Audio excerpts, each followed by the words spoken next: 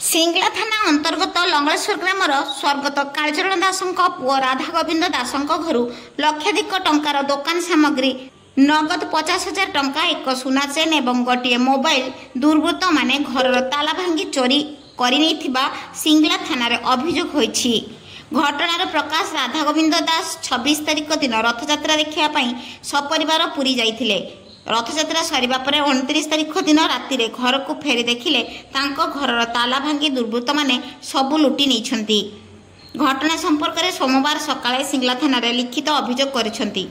खबर लेखा हेबा पर्यंत पुलिस घटनार तदंत करि नथिबा जणा पड़िछि। श्री दास लंगलेश्वर बाजार रे गोटिए दुकान करी परिवार चलाई थांती। कोन परिचय? सुभाषिनी दास। किस होइছে तुम घर चोरी होइছে कोन? आमे नथिलु आमे घर आसिक देखिला बेलकु आम घर ताला भांगा जाइछि।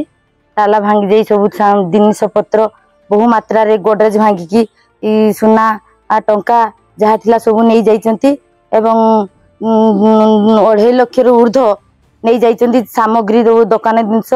आमे तो सेही दुकान करके चलू तेणु प्रशासन को मो एतके अनुरोध करूची दोषी की तुरंत आसिक आम घरे इनक्वारी करी दोषी की तदंत करंतु। तदंत करी दोषी की दंड दउंतु एतके मोर प्रार्थना। मो ना राधा गोविंद दास। कोन हेछि तुम घर केबे चोरी हला कोन? आमे रथयात्रा जिबा पई 26 तारिख दिन मेमो ट्रेन रो गलु। एटी रहिलु 26 27 28 तारिख 29 सकाळ रविवार न दिन पहुंचिलु।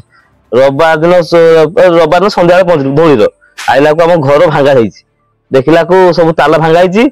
आउ आम घरु सफल दिबुरा राजनिवास अंबुल 5 पेटी आउ दुनिया 30टा रीता चनाचूर होची 10 बुरा नै जंती।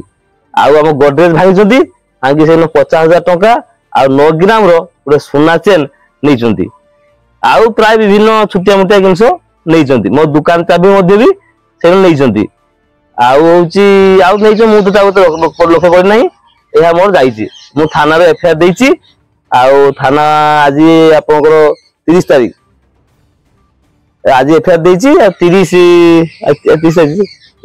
30 आउ तारिख एफआईआर देईची। सार कहितले 12 आसीबे आ बतन त कहीं सार आसीना अंत करिया पय मोर सीसी कैमरा को भांगी देइछंती एवं मु न्याय दाबी पय कहूची जे मोर तदंत करिकि मते न्याय मिलु। चोरी की चोर को एक्चुअली धरा जाऊ मोर कहया कथा या।